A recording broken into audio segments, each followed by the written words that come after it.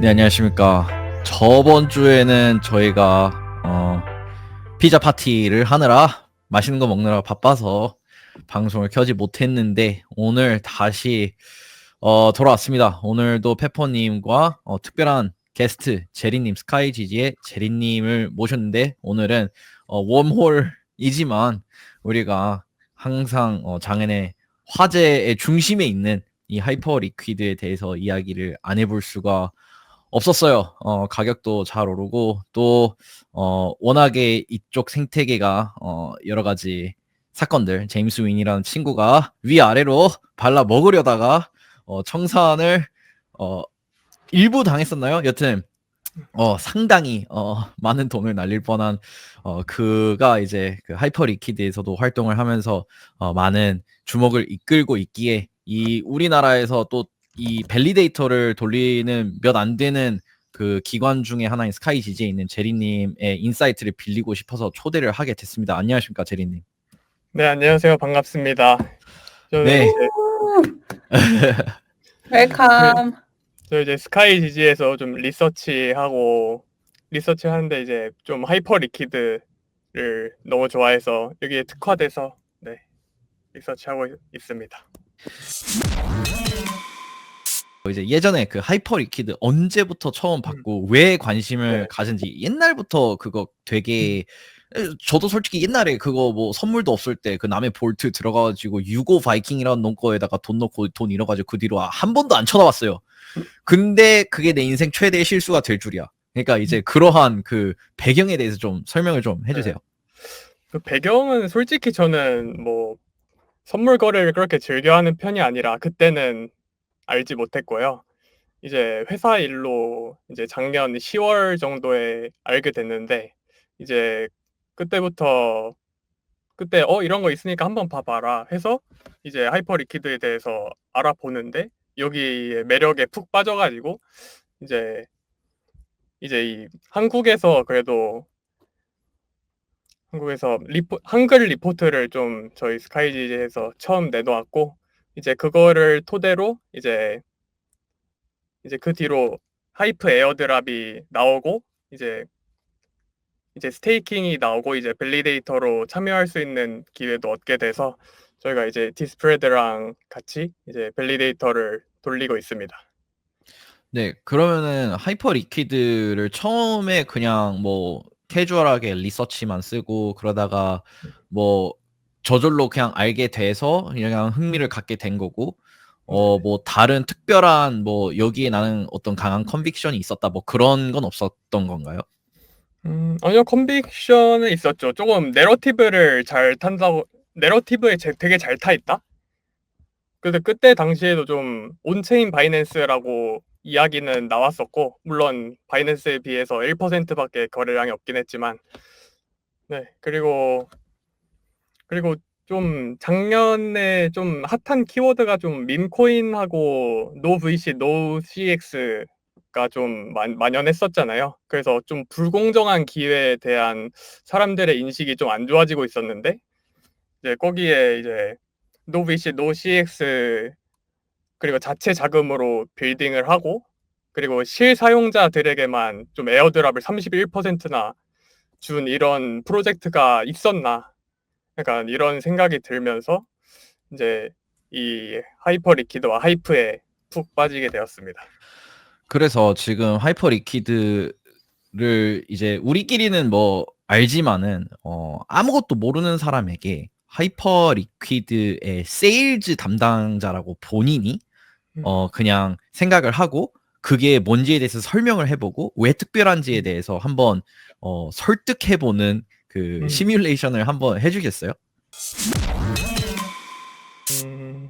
일단 간단히 보면 이제 바이낸스와 같은 거래소인데 이제 이렇게 한 집단에 의해서 좀 통제되는 중앙화 거래소가 아니라 이제 풀리 온체인으로 돌아가는 그러니까 이제 컨트랙트 위에 이제 모든 게 돌아가는 이제 모든 거를 이제 유저들이 이제 관찰하고 볼 수 있는 그래서 누가 어떤 거래를 하거나 그래서 누가 롱을 치거나 숏을 치거나 어떤 코인을 사거나 팔거나 이런 모든 것들을 네 이런 중앙화된 거래소에서는 그런 것들을 볼 수 없잖아요. 그래서 볼 수 있어서 좋다? 저는 안 좋은데? 네. 이렇게 예를 들면은 네. 그 최근에 많은 논란을 일으킨 그 음. 제임스 윈이라는 친구. 그 친구가 1 빌리언 달러였나요? 아니면 100 밀리언 달러였나요? 사이즈가.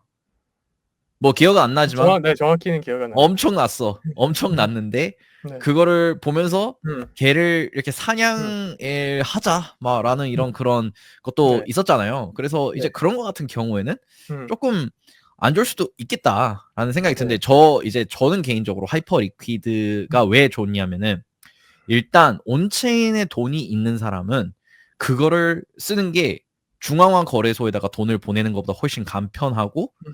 저는 오히려 OKX나 뭐 바이낸스나 이런 데다가 입금 주소에다가 저의 돈을 보내는 게 더 이제 불안해요.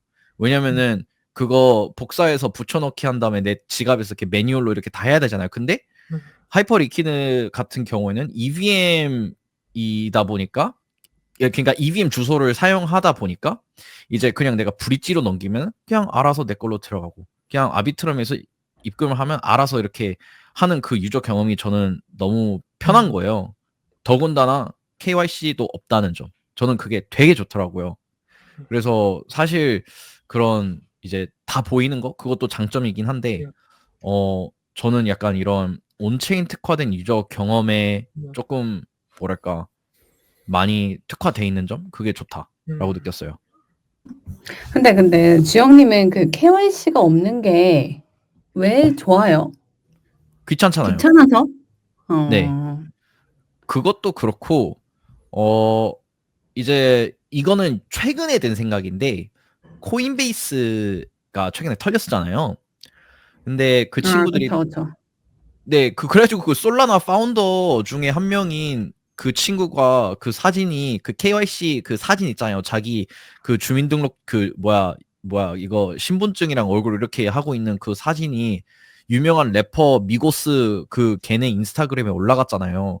그러니까 해커가 그걸 협박을 해 가지고 돈을 그 이제 솔라나 파운더한테 못 뜯어내니까 걔네가 그런 식으로 걔 신상 정보를 유명한 래퍼 인스타를 또 해킹해 가지고 거기다 올린 거잖아. 그러니까 이런 KYC 정보 자체가 보관되는 것 자체가 이제는 리스크인 거라고 또 인식을 할 수 있거든요. 그래서 이 KYC를 하는 이유조차도 뭐냐면은 결국에 사람들 돈 세탁 방지하고 진짜 사람인지 확인하고 이런 거잖아요. 근데 그거 사실 막 남의 거 돈 주고 잘 사잖아요. 그니까 이게 유명무실하다 이거야. 요즘에 특히나 AI 같은 걸로 이렇게 하는 거 그냥 흉내 내 버릴 수 있잖아요.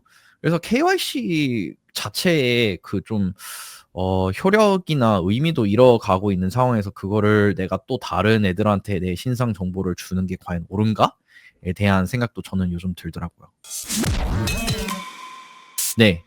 그래서 제리 네. 님한테 또 이렇게 묻고 싶은 게 그러면은 음. 지금 하이퍼 리퀴드가 그냥 이제 거래소가 있고 또 이 하이퍼 EVM이라고 해 가지고 레이어 네. 1이 또 있잖아요. 음. 그럼 여기서 제일 관심 있게 뭐 보는 거라든가 뭐 음. 흥미 있는 것들에 대해서 쪼끔 한번 얘기해 주실 수 있을까요? 네. 저는 흥미있는 거는 이제 하이퍼 리퀴드가 그렇게 하이퍼 코어라고 하는 그렇게 선물이나 현물 거래하는 거래소 그리고 좀 빌더들이 와서 자유롭게 빌딩할 수 있는 하이퍼 EVM 체인을 이렇게 두 개를 같이 내놨는데 이제 하이퍼 리퀴드의 장점은 이 두 체인을 이 두 체인이 사실 한 체인이긴 하지만 이 서로 연락하는 게 과정이 되게 쉬워요. 만약 예를 들면 이제 여기에서 중요한 개념 중에 하나가 프리컴파일이라는 기능인데 그게 어떤 거냐면 여기 EVM 체인에서 이제 컨트랙트를 통해서 이 거래소 하이퍼 코어 거래소의 그 행동들을 제어할 수 있어요. 그래서 이걸 이제 컨트랙트 딴에서 EVM 체인에서 만약 여기서 여기서 어떤 선물 거래를 하거나 현물 거래를 하고 싶다. 그러면 이제 즉각적으로 소통이 가능하고 이제 어떤 스테이킹을 하거나 언스테이킹을 한다. 근데 그것도 이제 바로바로 활용할 수 있고, 그래서 그러니까 바이낸스를 이제 활용할 수 있게 된다라는 게 큰 장점인 것 같아요. 그러니까 한마디로 내가 하이퍼 EVM에다가 앱을 만들면은 하이퍼 코어 우리가 사용하는 그 거래소 인터페이스 안에서 행동들을 명령을 내릴 수가 있다. 그 레이어 네, 1에서 하이퍼 코어로. 네네.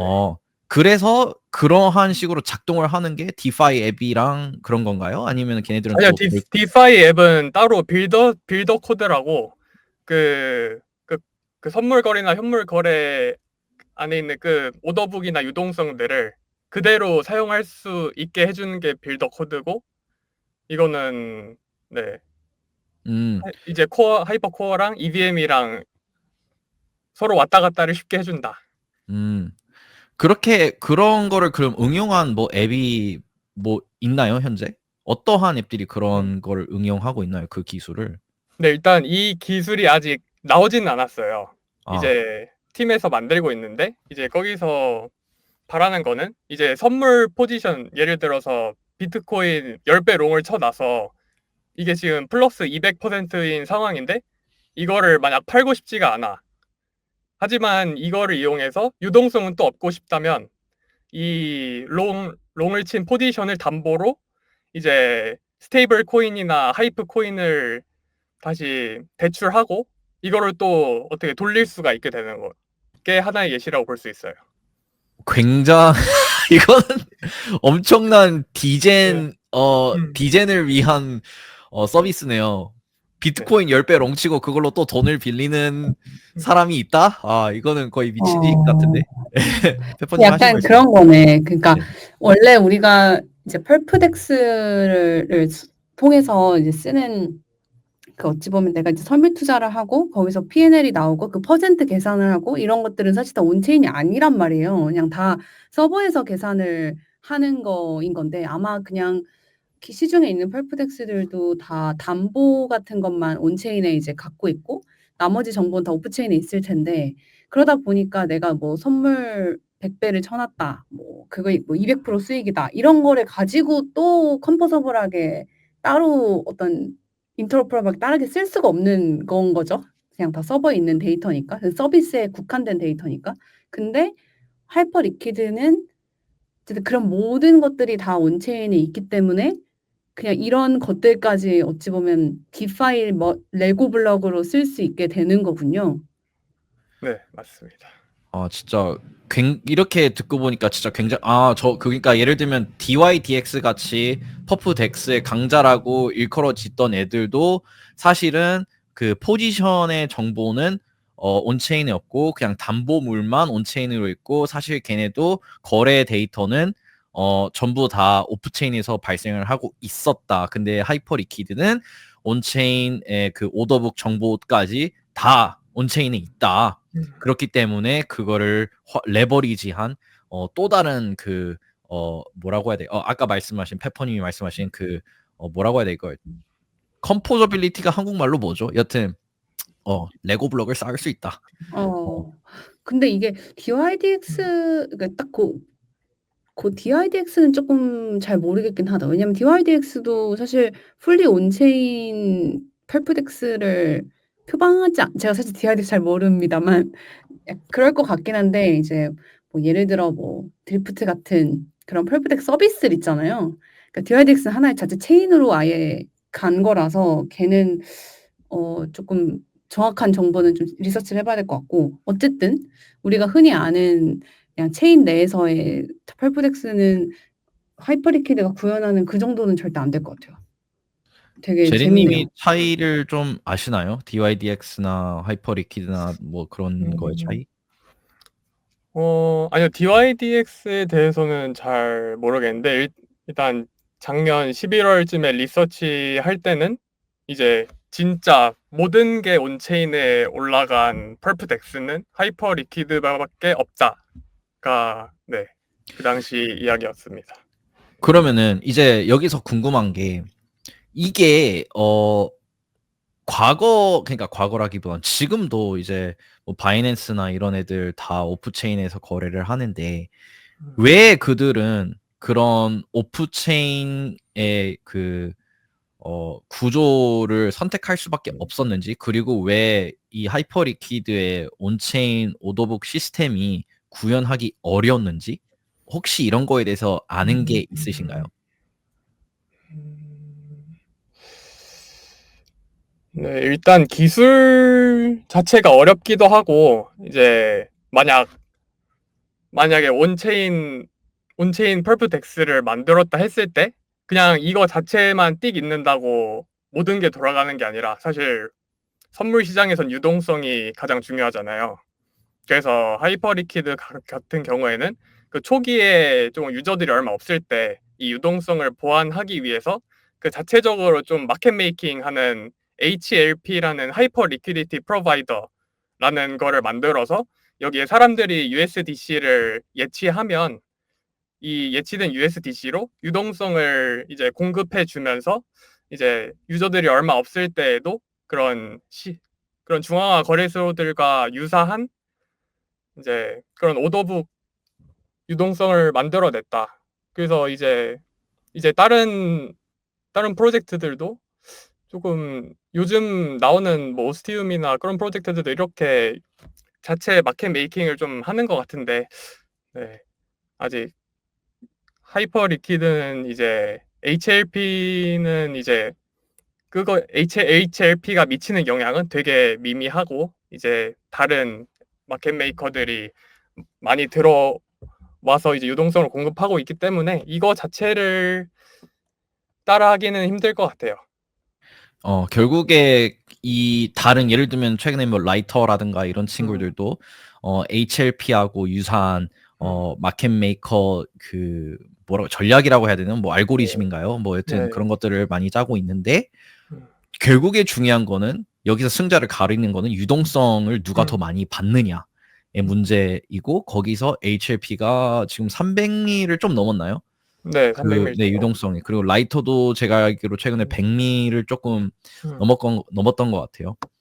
근데 역시 여기서 또 우리가 생각해 봐야 될 게, 몇 달 전에 있었던 그 HLP에 대한 악성 포지션으로 네. HLP를 훅 빨아먹었던 사건, 이런 공격들에 대해서 이제 예를 들면 방금 말씀하신 다른 프로토콜들이 어떻게 대처를 해야 되느냐에 대한 문제도 있는 것 같아요. 그러한 문제, HLP라고 하는 유동성 제공자의 돈을 가져갈 수 있었던 근본적인 이유는 그 젤리젤리였죠. 그 젤리젤리라는 코인 자체가 굉장히 시총이 낮은데, 걔네가 뭐 다른 그러니까 하이퍼 리퀴드 외의 곳에서 가격을 어떻게 조작을 한 다음에 하이퍼 리퀴드에서 뭐 롱인가 숏을 쳐서 그거를 청산을 일부러 당하고, 뭐 거기서 어떤 이윤을 다른 거래소에서 이윤을 챙겨 갔었을까요? 여튼 저도 정확한 메커니즘 기억이 안 나는데, 여튼 이러한 문제가 이제 계속 발생을 할 수도 있잖아요. 이렇게 작은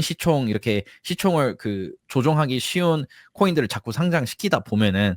그리고 이런 거래소들의 가장 중요한 게, 트렌디한 코인들을 빨리 상장을 시켜서 거래량으로 수수료를 많이 빠는 게 이제 중요하잖아요. 네. 그래서 제가 최근에 읽은 게 HIP3라고 하는 제안이 왔다고 하더라고요. 근데 이제 그걸로 뭐 저도 읽어보진 않았지만 그냥 누가 지나가면서 짧게 하는 말로, 이거 통과되면은 뭐 하루에 뭐 티커 하나씩 상장이 되는데 뭐 중앙화 거래소들이 이 속도를 따라갈 수 있겠냐, 뭐 이런 소리를 하더라고요. 그래서 당장 떠오르는 거는, 야 그러면은 이거 젤리젤리2 발생하는 거 아니야? 라는 생각이 드는데, 제리님은 네. 거기에 대해서 어떻게 생각하세요? 그거는 조금 다른 개념인데요. 그래도 지금 선물 상장되는 코인들은 그래도 지금 커뮤니티 유저들이 야 이거 코인 나왔으니까 이거 인기 많아 이거 빨리 상장해 해서 이제 팀이 직접 상장을 해주는 거란 말이에요. 그리고 만약 이렇게 상장을 하고 좀 트렌디한 게 지나가서 좀 저식총인 게 남아 있다면, 그런 유동성이 좀 안 좋은 것들에 대해서는 이제 밸리데이터들끼리 이제 거버넌스를 통해서 이제 디리스팅을 시킬 수가 있어요. 근데 이제 그런 방편들이 이제 마련이 됐고 그 방금 말씀해 주신 HIP3 같은 경우에는 이제 이제 무기한 선물을 이제 누구든지 상장시킬 수가 있는 거예요. 예를 들어서 뭐 BTC 펄프나 BTC USD 펄프나 아니면 뭐 진짜 새로운 나스닥 USD 뭐 이런 주식이나 이런 옵션들을 온체인화해서 이제 선물을 만들 수 있는 건데 이거를 이제 만들기 위해서는 이제 이걸 만드는 유저가 100만 하입을 이제 스테이킹을 해야 돼요. 그래서 만약에 그런 악성 그런 걸 발생시켰다 하면 이제 슬래싱 당하는 이제 스테이킹한 물량이 그런 식으로 좀 보호가 있을 예정이에요. 근데 이제 그거를 예를 들면은 적은 유동성을 가지고 가격 조작을 일으킨 사람이 그 100만 하입을 스테이킹한 사람이 아닐 확률이 높지 않을까요? 그렇기 때문에 네. 100만 하입을 스테이킹한 사람은 그런 리스크가 발생하지 않을 것들에 대해서만 고를 인센티브가 강해지니까 이런 젤리 사태가 벌어지지 않을 확률이 높다. 뭐 이렇게 해석하면 되는 걸까요? 일어나지 않을 거라고는 단정하기 좀 어려울 것 같네요. 그래서 이게 아직 제안만 나온 상황이고 이게 아직 개발이나 이런 현황은 아직 공개된 게 없어서 이것도 나와 보면 그런 방편들을 다 세웠을 거라고 생각하고 있습니다. 네. 지금 페퍼님이 질문이 있으신데 한번 해보시겠습니까, 페퍼님? 네. 저는 사실 되게 제가 잘 모르는 사람 입장에서 이 제임스 윈 같은 이제 고래분들이 왜 하이퍼리퀴드에서 거래를 할까? 이제 사실 저희야 뭐 재밌죠. 뭐 그런 거 노이즈니까. 가십이니까. 근데 이분들은 왜 굳이 하이퍼리퀴드에서 거래를 하는지, 특히나 자기의 지갑이 다 공개가 되니까 진짜 온체인상이 있기 때문에 근데 그런 부분들에 대해서는 오히려 반감도 있을 것 같은데 이게 지금 시장에서는 어떤 분위기인지 좀 궁금해요. 근데 시장에서는 솔직히 방관자 입장에서는 그렇게 누가 큰 포지션을 가지고 이제 뭐 청산되는 거 보고 하면 즐겨 하는 게 제3자의 입장은 맞는 것 같고요. 좀 고래들이 여기서 왜 거래를 하나를 좀 생각해 보면 수수료가 싼 건 확실히 맞아요. 그 다른 어떤 선물 플랫폼들 중앙 거래소들보다 이제 수수료가 싸고 이제 하이프를 스테이킹하게 되면 이제 바이낸스가 뭐 BNB 스테이킹하면 수수료 감면시켜 주는 것처럼 하이퍼리퀴드도 그런 제도가 있어서 수수료가 저렴합니다. 하긴 근데 만약에 내가 하이퍼리퀴드에 불리시하고 하이프도 많이 갖고 있으면 안 뭐 할 여기서 이유가 안 할 이유가 별로 없긴 하겠네요. 음. 근데 예전에는 막 내가 여기서 뭐 예를 들면 숏을 잡았다 그러면 사람들이 막 뭐라고 집단으로 네. 그거를 청산시키려고 다 음. 롱을 한다던가 뭐 그런 무브먼트도 좀 있었잖아요. 네, 있었죠. 이 고래분들의 유명인들은 되게 피곤할 것 같은데 참 재밌네요. 네, 그래서 그래서 그 아니, 말씀하세요, 고래나 페퍼님. 이런 분들의 일하는 걸 어떻게 그게 제임스 윈이라는 건 어떻게 알아요? 그거 지가 뭔가 밝힌 걸로 제가 기억하는데. 그래요? 예. 아니, 근데 이제 그냥 주소를 추적하다 보면은 예를 들면은 어떤 게 있냐면 에어드랍 받으려고 어디에다가 트위터에다가 자기 주소 댓글 다는 사람들 있잖아요. 이제 자기 진짜 찐 계정을 모르고 달아가지고 그게 그 지갑과 그 트위터 아이디가 레이블링이 된 경우도 있고, 저도 어떻게 찾아내는지 모르겠는데 제 주소를 아는 사람도 있더라고요. 그리고 물론 이제 제가 너무 뻔한 ENS 이름으로 해놔가지고 아는 분들도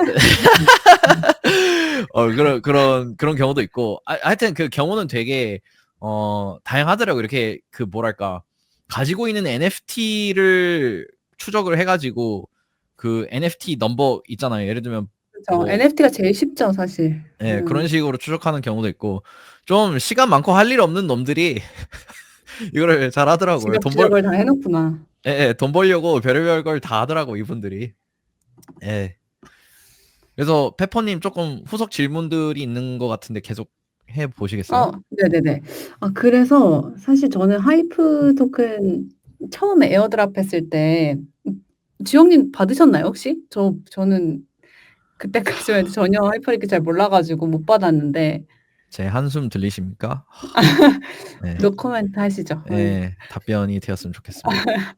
그래서 그 뒤로 저는 그냥 따로 이제 하이프 토큰 사고 뭐 그래도 제리가 하도 하이프에 불리시하셔서 이렇게 이것저것 해보려고는 하는데 지금 사람들이 뭔가 하이퍼리퀴드 생태계에서 좀 참여를 할 만한 게 있는지, 뭐 쓸만한 게 있는지, 뭐 혹은 그런 것들을 썼을 때 하이프 토큰에 대한 파밍, 뭐 에어드랍 향후 그런 것들을 기대할 수 있는지가 좀 궁금해요. 요즘 매우 핫한 주제네요. 어떻게 하면 하이프 시즌 3의 시즌 3 에어드랍을 받을 수 있을까 하는 게 요즘 가장 많이 나오는 이야기 같은데요. 일단 뭐 팀에서는 당연히 아무것도 말한 게 없어서 다들 유추를 하는 것이지만 그래도 하이퍼 리퀴드 팀의 특성상 좀 이 네트워크에 기여하는 사람들한테 이제 시즌 3 애들을 해줄 거다라는 의견에 저도 좀 동감을 하고요. 이제 거기에 일부로는 그냥 네이티브 스테이킹, 이제 하이퍼 리퀴드 스테이킹 거의 대시보드에 스테이킹 하는 거, 이제 그리고 이제 이 하이퍼 리퀴드 생태계 유동성을 가져오는 곳, 예를 들어 유닛이라는 프로토콜이 이제 비트코인이나 이더리움, 이제 솔라나 이런 파트코인, 최근에 파트코인 이런 스팟들을 이제 하이퍼 리퀴드 스팟 현물에 이제 상장시키면서 이제 유동성을 가져오기도 했고, 뭐 예를 들어 하이퍼 비트라는 하이퍼 EVM 내 프로젝트를 보면 이제 뭐 다른 EVM 체인, 이더리움이나 아비트럼 또는 그런 체인들에서 이더리움이나 랩 BTC들을 좀 하이퍼 리퀴드로 가져오면서 좀 성장에 기여하는 그런 프로젝트를 사용하다 보면 기회가 있지 않을까 싶습니다. 이거 관련해서 이제 이세벨이라고 하는 유명한 하이퍼 리퀴드의 불리시한 그 전직 포커 선수가 한 말이 있는데 결국에 하이퍼 리퀴드의 코어 비즈니스에 도움이 많이 되는 행동을 해야 될 거다. 이제 그 사람이 그냥 근데 이걸 아무 근거 없이 얘기하는 게 아니라 본인이 세계에서 제프 양과 대화를 많이 나눈 사람 탑 5 안에 들 거다라고 이야기를 하면서 그렇게 트윗을 남겼잖아요. 그러니까 결국에 하이퍼 코어, 그 하이퍼 리퀴드 거래소에서 포지션, 뭐 선물이라든가 현물 포지션을 뭐 거래량을 일으킨다든가 포지션을 잡고 있는다든가 그 오더북에다가 이제 그 스탑로스라든가 그 리밋 그 거래를 그 체계를 아니라 그 거래를 걸어놓고 그 오더북을 채우는 행위 이런 게 일단 대표적으로 있는 것 같고 그리고 EVM에서 사람들이 예치작 많이 하잖아요. 걔는 예치작을 제일 비추하더라고요. 그거는 너무 패시브하게 개나 소나 다 할 수 있는 거라서 그리고 심지어 그거는 그 코어 비즈니스하고 크게 상관없는 거기 때문에 그거는 크게 이렇게 뭐 생각을 안 하더라고요. 그래서 결국에는 아까 말씀하신 그 오더북 자체에 있는 포지션들을 담보로 하는 활동들을 이제 나중에 그 업그레이드가 됐을 때 할 수 있다면 그런 행동들을 하는 게 조금 더 도움이 될 것 같다? 약간 그런 식의 말을 했어요. 그리고 아까 말씀하신 그 특히나 이 스팟 상장되어 있는 토큰들에 대한 유동성. 그래서 저 안 그래도 다른 데에 스테이킹 되어 있던 저의 비트코인 그냥 빼가지고 지금 하이퍼 리퀴드에다가 넣어놨잖아요. 그래서 한 30만 달러에다가 그 주문해 놓으려고. 네, 저도 혹시 몰라서 다 가져왔습니다. 좋네요.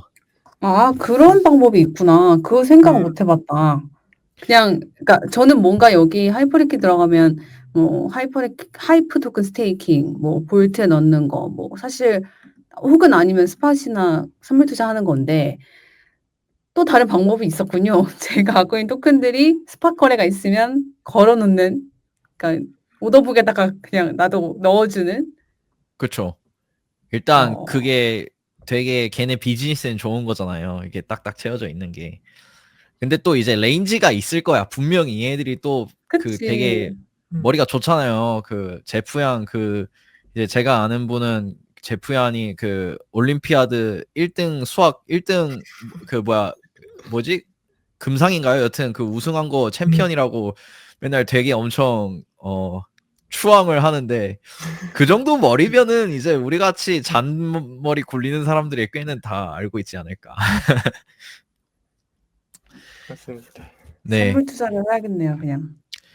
아, 하지 마세요. 제가 지금 하이퍼리퀴드에다가 사실 그 저번에 한창 코인들 좀 오를 때 포지션을 좀 저 원래 선물 1도 안 하거든요. 근데 이제 이거 좀 파밍도 해봐야겠다 싶어가지고 포지션을 몇 개 잡았는데 역시 나는 선물하고 안 맞는 사람이야. 나는 하면 안 되는 것 같아. 그래서 반강제적으로 지금 선물 열려 있어요. 그 포지션이. 마진을 그냥 계속 넣고 있어. 근데 하이프 토큰은 왜 이렇게 많이 오른 건가요, 최근에? 물론 이건 뭐 토큰에 오르는 네. 이유가 딱 있진 않겠지만 좀 그래도 많이 네, 올랐잖아요. 그렇죠. 사실 이유라고 하기에는 좀 하이퍼 리퀴드가 워낙 주목을 많이 받고 있고, 사실 하이퍼 리퀴드에서 일어나는 모든 행위가 다 하이프 토큰이랑 귀결이 돼 있는 게 가장 저는 큰 요소인 것 같아요. 뭐 예를 들어서 뭐 거래소 수익이 난다고 하면 이제 그거의 93%를 하이프를 바이백을 하고, 뭐 무슨 현물 상장을 위해서 티커 옥션 상장비를 좀 지불하면 그게 곧바로 하이프 소각이 일어나고, 하이퍼 EBM 체인에서 이제 가스비로 하이프가 사용되는데 이것도 바로 소각되고, 이제 스테이킹을 하면 거래 수수료가 할인되고, 그러니까 하이프를 이제 하이퍼 코어에서 이제 거래하면 거기에 또 수수료가 소각이 돼 가지고 이게 안 쓰이는 데가 없고 다 바이백이나 소각이 이루어져서 이제 공급 쇼크가 와서 이제 위로 가는 게 아닌가라는 생각이 저는 좀 드는 것 같아요. 진짜 그래서 이 바이백 음. 최근에 이런 그 매출에 걔네가 그러니까 매출이 결국 수수료가 일어나고 그 매출로 바이백을 하는 거잖아요. 네. 그래서 지금 이 시스템이 되게 어 많은 이들이 그걸 보고 따라하려고 하잖아요. 그 주피터라든가 이런 애들이 뭐 바이백 한다고 최근에 뭐 텐서도 뭐 바이백 뭐 그 자기네들의 NFT 텐서리안 그거 바이백 하겠다고 그렇게 얘기했던 걸로 기억이 나는데 근본적으로 그래 주피터는 어느 정도 인정하는데 어 근본적으로 프로덕트 자체가 좋으니까 이런 바이백 시스템을 했을 때 더욱더 사람들이 좋아하는 것 같아요. 그러니까 예를 들면은 막 말도 안 되는 프로토콜이 아무 수요도 없는 프로토콜이 그냥 바이백 한다고 하면은 그냥 얼씨구 약간 이 정도인데 이제 이 하이퍼 리퀴드는 실제로 나도 써. 나도 편해서 써. 실제로 사용해 보면 그냥 이거 바이낸스랑 똑같아 느낌. 그리고 이거 만드는 사람도 그냥 개쩌는 것 같아. 커뮤니티도 너무 좋아. 그래서 거의 이거 안 사면 거의 그러니까 크립토에 있는데 이거를 사지 않고 알트장을 이제 다가올 수도 있는 알트장을 임한다는 것은 거의 뭐 믿을 수가 없는 일인 것 같아요. 저로서는 그냥 장기적으로 들고 갈 수 있는 알트가 거의 없잖아요. 그러니까 그래서 저는 더욱더 하이베에 대해서 많은 무게를 두고 있습니다. 매우 동감하고 저도 같은 포지션입니다. 그래서 이제 잠깐 저희 한 5분 정도만 더 현재 이런 펀더멘털에 관한 이야기를 좀 나누고 마치고 싶은데 어 한 1년 반 정도? 사실 거의 2년? 2023년 5월에 페페가 나왔으니까 그때 이후로부터 거의 뭐 밈코인 일색이었죠. 뭐 가끔씩 뭐가 이렇게 뭐 티아라든가 이런 것들 나와가지고 이렇게 막 이런 내러티브를 펼치긴 했지만 근본적으로는 밈코인이 대부분의 관심과 유동성을 빨아갔단 말이죠. 그래서 이게 이제 올해 초에 트럼프와 리브라 같은 걸로 그냥 박살이 나고 그 뒤로 이제 펀더멘탈에 대한 좀 수요 이런 뭐라고 해야 돼? 그 시대 정신의 변화가 좀 오는 것 같은데 어 이러한 내러티브를 가진 음 프로젝트라든가 뭐 토큰에 대해서 혹시 제리님이 하이퍼 리퀴드 말고 또 뭐 그냥 캐주얼하게 보고 있는 것 중에서 눈에 띄는 거가 있나요? 아니면은 뭐 없다면 이러한 내러티브가 과연 무게감을 가지고 계속 나아갈 수 있다고 생각을 하시나요? 네, 저는 이거 하이퍼 리퀴드 말고 좀 봤던 게 에세나이긴 한데요. 그래도 이제 조금 미국 쪽에서 좀 기관의 바람이 불고 이제 스테이블 코인이나 RWA가 이제 진짜 규제 안에 들어가고 실현 가능해지는 건가? 이제 그런 싸움이 이제 아니 이런 세상이 또 열릴 것 같은데 그래서 이런 스테이블 코인이나 RWA 쪽 바라보고 있고요. 근데 그 안에서 당연히 그런 합성 자산 USD를 내놓는 에세나를 볼 수밖에 없는 것 같아요. 음. 네. 이 하이퍼 리퀴드 좋아하시는 분들 다 에세나 좋아하시더라고요. 그 하이에나 그 하이에나 BTC 이렇게 다들 이야기를 하시더라고요. 네. 근데 진짜 근데 에세나의 네. 한 가지 말씀하세요. 좀 걸리는 점은 그런 USDE가 그렇게 여러 체인들의 분배가 되고 사람들이 많이 이용도 하는 것 같은데 이 에세나 토큰하고는 아직 가격으로 연동될 만한 요인들은 보이지가 않더라고요. 그래서 이 프로젝트는 잘 될 것 같은데 에나 코인 같은 경우에 그렇게 많이 오를 수 있을까라는 의구심은 살짝 있긴 합니다.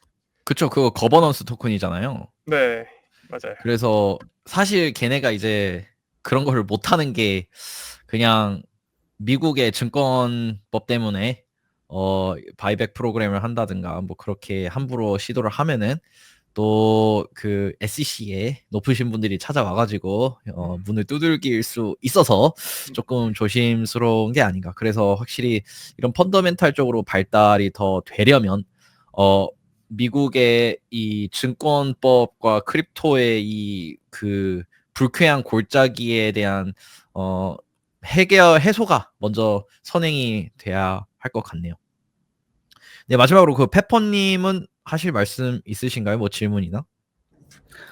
저 방금 듣다가 그러면 하이퍼리퀴드는 에세나와 같은 그 SEC의 잣대를 들이밀 수 없는 건가요? 거기도 어쨌든 미국 베이스인지는 모르겠는데. 그 제가 알기로 제프 얀 씨는 싱가포르였나? 그쪽에 있는 것 같은데. 예. 네, 미국 예. 사람은 맞는데 싱가포르에 있습니다. 네. 그래서 크립토 회사들이 싱가포르나 두바이에 둥지를 트는 이유가 이런 리걸 아비트라지라고 하죠. 법적인 아비트라지가 가능하기 때문에 다들 그렇게 가는 게 아닌가 싶습니다. 재밌네요. 갑자기 이런 얘기하니까 한국이 생각나지만 이쯤에서 오늘은 그만해야 건전한 팟캐스트가 될 것 같네요. 여튼 오늘 참여해주신 제리님, 페퍼님 감사드리고요. 그러면은 다음에 또 하이퍼 리퀴드에서 고래가 청산당하는 일이 일어나면은 또 초대를 해보겠습니다. 감사합니다. 감사합니다. 감사합니다.